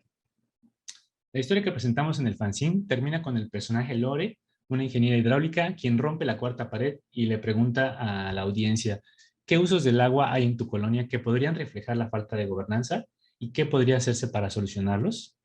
Este es otro aspecto importante de los fanzines de gobernanza: mesas de discusión en las que utilizamos el fanzine como detonante del diálogo y reflexiones que podrían llegar a algo. ¿A dónde? No lo sabemos. De nuevo, podemos tener hipótesis e ideas locas, pero creemos realmente que las propuestas surgidas de la comunidad tienen muchas más posibilidades de ser exitosas. Como conclusión, Abelardo y yo vemos a los fanzines de gobernanza como un medio para transmitir conocimientos importantes que nos competen a todas y todos, detonar la reflexión y el diálogo necesario para tejer soluciones constructivas en aras de un bien común. El bien de la comunidad que podría ser el fanzine es echar cierta luz a ciertos aspectos de nuestra realidad que es importante conocer e incitar el cuestionamiento individual y colectivo en aras de buscar soluciones a problemas pertinentes. Imaginamos que este proyecto seguirá creciendo e irá abarcando otros temas, colaborando con personas de otros rubros científicos y comunidades variadas. Aprovecho este espacio para anunciar que el 25 de este mes de julio terminamos el segundo fascículo de fanzines de gobernanza con el título El agua que compartimos en nuestro territorio, donde salimos del ámbito urbano y echamos un vistazo a cómo se usa el agua en algunas granjas, milpas, industrias y sistemas de producción de energía sustentable. Todo esto dentro del marco histórico actual en el que las tierras mayas están cotizadas y están siendo transgredidas por un proyecto que promete utopías. Pueden leer este fanzine y el número 1 y el 2 en el biolink que ahorita les voy a poner en los comentarios y en las redes sociales de Facebook que tienen como nombre Fanzines de Gobernanza. Esto es todo. Muchísimas gracias por su atención. Muchísimas gracias, Pablo. Vamos a continuar con Verónica, que es la última expositora del día de hoy. Vero, está silenciada. Hola, ahí Ahí estoy. está. Hola, ¿cómo están? Yo me hice un machete también para no saltearme algunas cosas. Primero me presento, bueno, mi nombre es Verónica García, soy docente de la Universidad de Buenos Aires en la materia de comunicación desde hace 14 años, y además doy clases en la Universidad de Flores de dos materias de tecnología y de comunicación. Bueno, mi formación académica es, soy diseñadora gráfica, y desde el año 2012 inicié un proyecto que di en llamar Mancha de Tinta. Mancha de Tinta comenzó siendo un proyecto editorial en el que en principio hacía cuadernos artesanales. A partir de la participación en la primer Bienal en el 2013, ya como que me interesé, y a Mancha de Tinta le interesó mucho trabajar con ilustradores, que es lo que mostramos en las tapas de nuestros cuadernos. Participamos en algunas bienales, en algunas ferias y demás,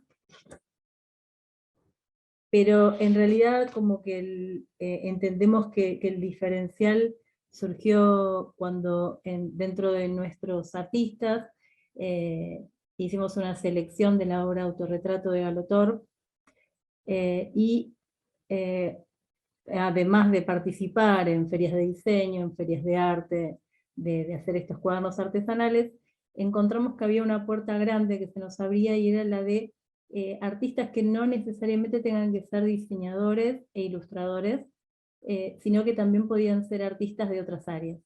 Galotor tiene la particularidad de ser un artista que pinta e ilustra desde los 7 años de edad. Cuando empezó a trabajar con nosotros tenía 13, así que es nuestro primer artista digamos, tan pequeño, hoy tiene 18 años, y Galo tiene síndrome de Down. Cuando él inició la participación, la realidad es que notamos como el extrañamiento a partir de las exposiciones y de las muestras y de su presencia en las exposiciones, y notamos como que había un lugar, como a veces como se dice, como un lugar de vacancia importante, que era para otros artistas que no necesariamente tienen que tener la formación de ser diseñadores e ilustradores, sino que tienen que tener el interés en expresarse a través del arte. Entonces, bueno, empezamos a trabajar con un escultor que se llama Esteban Caballero, ciego, con Analía Gaitán, que Analía Gaitán ilustra con la boca, o sea, a través de un extensor con la boca. Empezamos a trabajar, bueno, con otros artistas que tienen algunas particularidades también, como la bipolaridad, o algún retraso madurativo, pero entendemos que el potencial y el mayor interés está puesto en su saber y su hacer como artista. Acá hay quien expone, yo no sé ilustrar, así que para mí el potencial que tienen todos estos artistas que trabajan con nosotros es muy importante. Bueno, me había anotado algunas cosas como para mencionar y para decir por qué, qué es lo importante dentro de nuestro proyecto, y digamos que un cuaderno artesanal de mancha de tinta está utilizado como un soporte de una obra de arte. En vez de ser un cuadro, es un cuaderno que podemos llevar en lo cotidiano, y entonces que también eso lo que hace es, permite mostrar una y otra vez una obra y promocionar a artistas. Algo muy importante en nuestro proyecto siempre es que en el cuaderno, además de figurar esa página para que los artistas anoten, o para que el usuario anote su nombre y sus datos, siempre nos interesa que al iniciar el cuaderno puedan encontrar la biografía del artista. En la mayoría de los casos son los artistas los que escriben esa biografía, y en algunos otros casos puede ser algún familiar o alguna persona que disfruta mucho de ver la obra, como algún amigo, por ejemplo. Entonces nos interesa porque entendemos que en la biografía vamos a encontrar cómo el artista elige presentarse, cómo firma, también, bueno, qué foto elige, si quiere mostrarse también con quienes vean la obra. En general la elección de la obra se realiza en forma conjunta con el artista. La realidad es que siempre hay algunas obras que me impactan mucho más que otras, pero está esa opción siempre de que podamos elegirla juntos. En algunas ocasiones les damos consigna, y en otras ocasiones, que es en la mayoría de los casos, elegimos obras que ya hayan realizado. Y en cuanto a la modalidad de trabajo con el artista, los artistas nos ceden el derecho de publicar las obras en nuestros cuadernos, y un porcentaje del precio de la venta de esos productos, porque son productos comerciales, se destina a su autor durante el tiempo que dure la comercialización. Y voy a volver a mencionar el tipo de obras de arte que aparecen en las tapas de los cuadernos, que en principio eran solo ilustraciones. Hoy también, además de ilustraciones, hay esculturas, hay fotografías, hay collage, y lo que valoramos dentro de Mancha de Tinta es que estas obras, que son diversas y que conviven en un mismo soporte, como es el cuaderno, tienen distintos tipos de herramientas para lograrlas, ¿no? O sea, desde un pincel, un lápiz. Hay artistas que directamente pintan, otros artistas que también que ilustran y después pueden pintar, otros que utilizan la fotografía analógica, como es en el caso de Fernández Vespa, para generar obra. También Akina Matayoshi, lo que hace ella es, también hace collage, y también trabaja mucho con fotografías. Sebastián Lemmy, él es un artista más tradicionalista, quizás en el sentido de que está ilustrando, ilustra y dibuja, o sea, pinta y dibuja, pero lo particular que él ha mencionado en algunas conversaciones que tuvimos, es cómo él ilustra, dice él, como sus brotes, y eso a veces son los fondos de sus obras, ¿no? O sea, que es algo como muy particular, y que enriquece mucho su obra. En algunos casos la obra es producto de la acción individual, y en algunos otros de la acción colectiva, como en el caso del colectivo Onaire, que ellos realizan la obra a través de, como ellos lo mencionan, que es el guisográfico, a partir del trabajo con algún grupo social en alguna acción particular, y generan una obra. Y me preguntaba, cuando estaba pensando en esta presentación, ¿por qué pensar en un cuaderno, no? Y porque es un objeto, porque es un soporte de uso cotidiano, que es habitual, y que a pesar de los cambios tecnológicos como que lo seguimos usando a diario, ¿no? Cuando hablaban de esto, ¿no? De estos diarios asociados más a la naturaleza, recordaba un poco esto. Y esto permite que las obras circulen, o sea, no solamente que la persona va a comprar una obra, sino que la puede comprar varias veces, y lo pueden comprar muchas personas, aunque cada cuaderno, por ser encuadernado en principio en forma artesanal, es una obra única. Aunque desde hace algunos años también empezamos a implementar otros tipos de encuadernación, para cubrir otras necesidades, porque hay muchas personas que les gusta el cuaderno espiralado o anillado. Entendemos que la combinación del arte y el diseño es el distintivo de un cuaderno de Mancha de Tinta. También entendemos que la diversidad es un lugar amigable y que es enriquecedor y genuino, y si bien en un principio lo más valorado por nosotros era la formación universitaria y artística, hoy por hoy el oficio de la encuadernación y el deseo de interactuar en espacios comunes también es muy valorado. Por eso tenemos nuestros artistas tienen diversas formaciones, y podemos decirnos que, estaba buscando una palabra que quería hablar, como que es multidisciplinario, ¿no? El artista en general.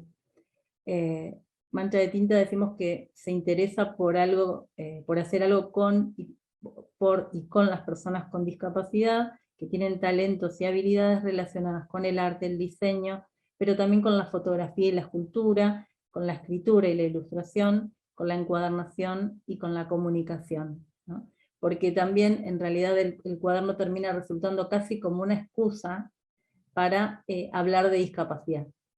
Y decimos que el objetivo principal del proyecto Mancha de Tinta es la incorporación de las personas con discapacidad en distintas áreas del proyecto, para poder así seguir brindando oportunidades laborales y ser parte de una sociedad inclusiva que reconozca a las personas por lo que son y no por su condición.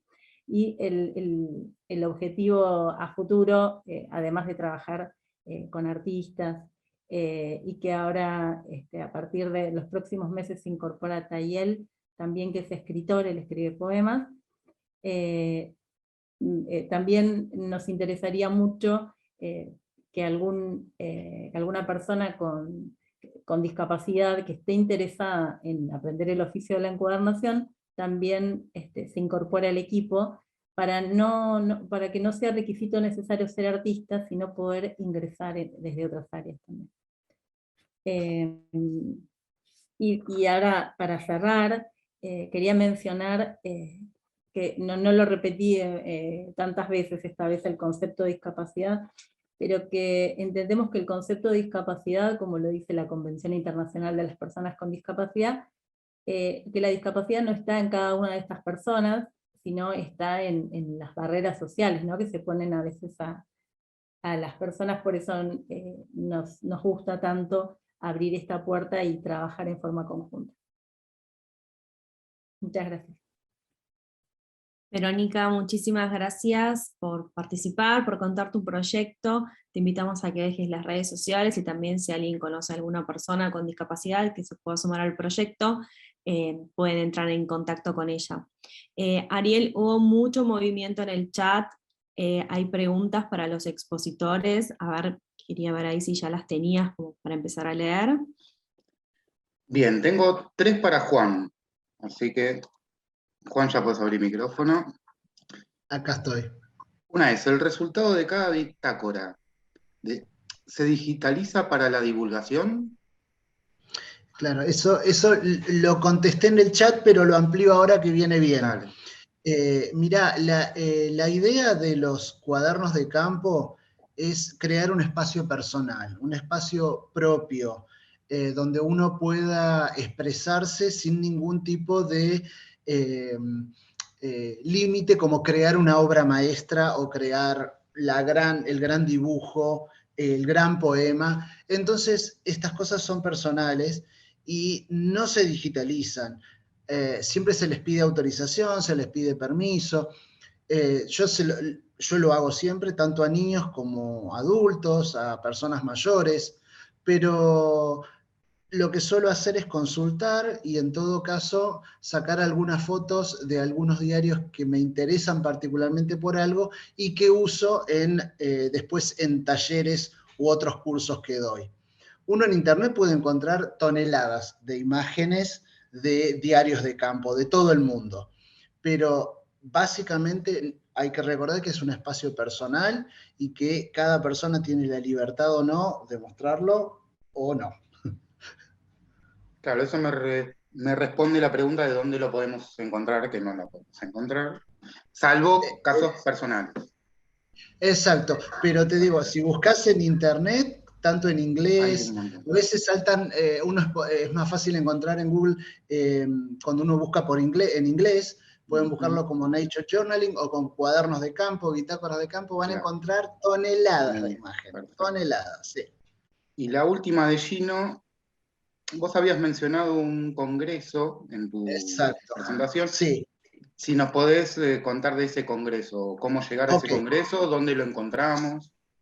Mira, se llama Nature Journaling Week, Semana del Cuaderno de Campo, y se hace todos los años y dura durante una semana, y en general es en junio. Es siempre online y participan personas de todo el mundo. De todo el mundo.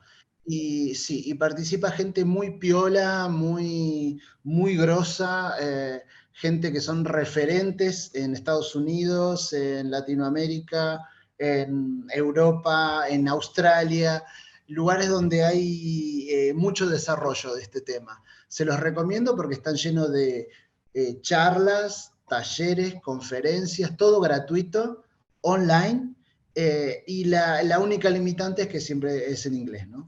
Pero bueno. Bueno, muchas gracias. ¿Qué se le va a hacer? ¿Qué se le va a hacer? Es gratis. Ahora le preguntamos a Arison si nos puede dar algún consejo para iniciarse en el cartonicismo. A gente sempre tem dicas, né? Tem sempre sugestões. Eu coloquei algumas no bate-papo, mas quando se trata de cartoon, é muito isso mesmo, é muito de essência. Por quê? É a mesma coisa da poesia. Quando você vê uma ilustração no livro, normalmente ela está casada com o texto. Quando a gente está falando de cartoon, a ilustração por si só, ela passa a mensagem. Então, é um desafio. A minha sugestão é essa, é de ver ilustrações, né? Ver com o olhar de cartunista. Então, por quê? O que ele queria falar com isso? O que ele trouxe de conceito, né? Normalmente o cotidiano, ele traz muita coisa, né? Então, quando você traz a ilustração de uma forma diferenciada, igual eu mostrei aqui o do Pequeno Príncipe, você traz ele careca, você está passando uma mensagem por meio dessa ilustração, né? Quem olhar já vai entender. A segunda, eu nem lembro mais aqui, mas eu lembro que a terceira era de buscar parcerias, né? De buscar parceiros na divulgação. No meu caso, o que eu fiz, né? Eu tenho um olhar muito positivo. Eu sempre tenho esse olhar, né? E se eu fosse para um jornal, por exemplo, para fazer charges, eu não me daria tão bem. Falava de política, ser agressivo nesse sentido. Então, eu busquei um parceiro, né? Que seria um portal aqui de Brasília, um site, que é o Só Charge Boa. Ele tem um alcance nacional, ele já tinha uma repercussão muito boa e já tinha essa proposta. Então, eu cheguei nele e falei, você não tem ilustrações, eu produzo ilustrações, então a gente poderia fazer uma parceria. Essas coisas dão muito certo. Quando você soma ideias com pessoas que já fazem, né? Que tem um conceito parecido com o seu. E a terceira, a segunda dica, né, que eu tinha dado, é de praticar realmente. Porque cada ilustração que você produzir, você vai evoluindo. O meu, por exemplo, antes eu tinha, como eu sou escritor, eu vim do lado da crônica, eu tinha aquela ideia de escrever muito texto. A partir do momento que eu fui participando de alguns festivais, e principalmente internacionais, você percebe que o texto ele é um ponto fraco na ilustração. Então eu fui evoluindo nessa parte. Até chegar no Pequeno Príncipe foram, né, assim, 4 anos, né, de produzindo ilustrações para esse portal. Então é isso, é meter a cara a tapa, né? Existem muitas premiações, muitos festivais que você só precisa mandar um e-mail com a sua ilustração. Então, pesquisar mesmo, eu posso até deixar um link aqui de um site que ele divulga alguns editais, né? E aí você lê o regulamento, dá para traduzir no Google, então não precisa nem saber inglês ou alguma coisa assim. E aí, alguns você só manda um e-mail com a sua ilustração no tamanho certo e participa. É uma oficina, né? Então você vai sendo desafiado com temáticas, meio ambiente, o outro sobre violência contra a mulher, e aí você vai evoluindo. É muito prática mesmo. Gracias, Arison. Aprovecho lo que estás diciendo para contarles que la universidad tiene un concurso de ilustración, quizás pueden animarse a participar, hay un premio muy importante y se publica un libro anual con ilustraciones de toda América Latina, es muy muy interesante, así que los invito a todos a participar. En el chat dejé el link, ahora lo voy a compartir de vuelta. Ariel, ¿hay alguna otra pregunta? Sí, ahora para Leda. ¿Con qué tipo de discapacidades y dificultades trabajan? Sí, me apunté acá las preguntas que me iban haciendo. Son las mismas. Sí, a ver. La primera era, ¿los validadores de qué edades son? ¿Puede ser? Sí, yo tengo una anterior, pero como decime. quieras empezar. No, Dale, esa, bueno, ¿qué tipo de dificultades y discapacidades son con las que trabajan? A ver, en realidad quiero hacer una corrección que tiene que ver con lo siguiente. No es solamente discapacidad intelectual, también puede ser psicosocial. ¿Sí? Entonces, lo que importa en este caso es el nivel de lectoescritura. Nosotros trabajamos en un nivel 3, principalmente de lectura fácil. Eso implica que pueden leer y escribir bien y darse a entender por escrito. No es muy preciso, digamos, porque el tema de la lectura fácil no se centra en la persona, sino se centra en los textos. Y en general, una persona cuando empieza a leer, cada vez lee mejor. Y entonces el nivel, digamos, cambia su habilidad en relación a la lectura, pero no cambia su discapacidad. ¿Se entiende? Perfecto. Bien, la otra era, creo que Edades de los validadores. La edad de los validadores. En general, se busca que sean mayores de 18 años para poder remunerarlos y para impulsarlos en el mundo del trabajo. Entonces se da el caso, por ejemplo, de trabajar con una persona con síndrome de Down de 40 años, pero esa persona está trabajando con una de 26, con una de 30, con una de 18, porque no es la edad lo que importa, sino que tienen distintos niveles de desarrollo que no responden a una cronología. ¿Se entiende? Sí. Bien. Esas son las que me había anotado. Genial. Y ahora para todos, los que quieran responder, nos piden que si podemos dar algunos tips para dar los primeros pasos en el mundo de la edición y el diseño editorial. El que quiera puede responder algún tip que se le ocurra para los comienzos.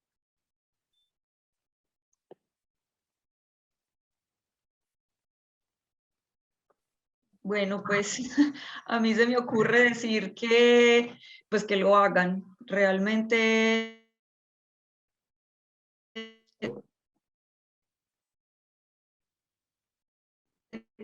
uno aprende del error, se aprende haciendo. Se escucha un poco entrecortado lo que dice María, pero imagino que está refiriéndose de pasar a la acción, de ponerse a practicar, de hacer y de ir aprendiendo también incluso con los errores, como decía María. A ver, Juan, ¿te escuchamos? Sí, yo, bueno, me sumo a lo que dice María y dos cositas. Quizás cuando uno habla de edición editorial son palabras que suenan muy graves, muy duras, y hay distintas instancias, hay distintos pasos. Arrancar con fanzines, empezar produciendo nuestros propios fanzines, y siempre lo importante es ser coherente con uno mismo y tratar de ser original. Contar cosas de uno, contar cosas propias, no contar lo de otros. Aceptar nuestra línea, aceptar nuestra forma de ser, nuestras experiencias y contar eso. Ya existieron Picassos, ya existieron Follners, ya existieron, no, pero quizá otro Juan de Sousa que cuente lo mismo que yo, no. Entonces eso, que se animen, que cuenten cosas personales, propias, y que arranquen con fanzines, con las formas más simples, y de ahí en adelante. Muy bien, Nixon, ¿te escuchamos? Sí, me sumo tanto a lo que dice Juan como lo que decía María, y es que yo pienso que todo inicia con el interés, con esa curiosidad por entrar en el mundo editorial. Yo pienso que la clave está en la exploración, en acercarse a referentes. ¿Por qué no pasearse por una biblioteca o por una tienda de libros y detenerse en la estantería que a uno más le llame la atención y empezar a explorar? empezar a ver páginas, empezar a ver tamaños, empezar a ver tipografía, de manera tal que empiece yo a tener referentes y empiece desde esos referentes a proponer algo personal. Por eso digo que me sumo a lo de Juan, porque yo pienso que ese es el punto de partida. Querer contar una historia propia facilita el acercamiento al tipo de publicación que yo quiera proponer. Puede ser impresa, puede ser digital. Y eso, desde que empieces por ahí, por algo pequeño, algo propio, te va a dar un camino, te empieza a ramificar, empiezas a encontrarle el gusto a muchas otras cosas. Y una cosa que sí quiero decir, la exploración tipográfica es clave, porque también hay que tener en cuenta a quién le quiero contar yo la historia. ¿A quién le quiero contar eso propio? ¿A quién se lo quiero compartir? De manera que la tipografía me va a dar una herramienta muy importante en la forma en cómo yo voy a contar esa historia. Entonces, pues sería eso, exploración tipográfica. Muy Sí, bien. me sumo a lo de Nixon, dijo dos palabras claves, ¿no? Que son curiosidad y exploración. Son dos cosas que en los últimos tiempos, debido a la facilidad de acceso a la información que tenemos a través de la computadora, de Google y otras herramientas, se pierde un tanto se está perdiendo un poco la curiosidad y las ganas de explorar, de salir del escritorio y bueno, y meterse en lugares desconocidos, saliendo de la zona de confort. Me sumo a esas dos palabras que me parecieron claves. ¿Hay más preguntas?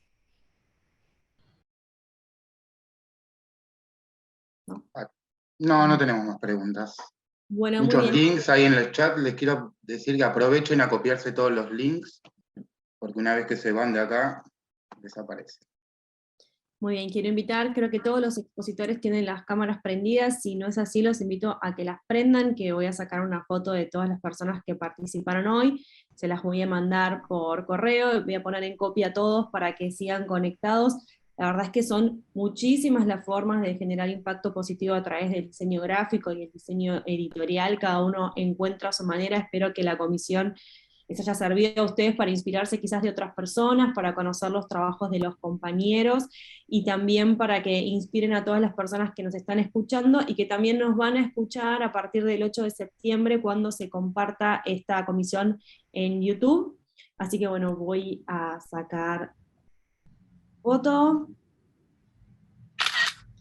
Muchísimas gracias a todos por haber participado. A ver, voy a sacarla de vuelta porque María me había quedado en la otra ventana. Ahí está. Muchísimas gracias por haber participado. Los invito a seguir participando de las próximas comisiones que tenemos a lo largo del día de hoy y hasta el día viernes. Y fue un placer escucharlos a todos, los felicito por todos los proyectos, por las formas que encontraron en hacer algo bueno para la sociedad, a todo lo que estaban dando como tips. Me gustaría sumar que además de lo que conocerse y usar las herramientas que uno tiene a mano y contar a través de uno una historia, también es importante que lo que uno hace tenga un significado que lo trascienda, ¿no? Que es todo lo que hacen ustedes, que va más allá de nuestra propia historia, sino algo que pueda quedar y que además pueda ayudar a los otros, que es un poco la intención que trata de transmitir el Foro de Creatividad Solidaria. Así que muchísimas gracias, felicitaciones y nos vemos en la próxima.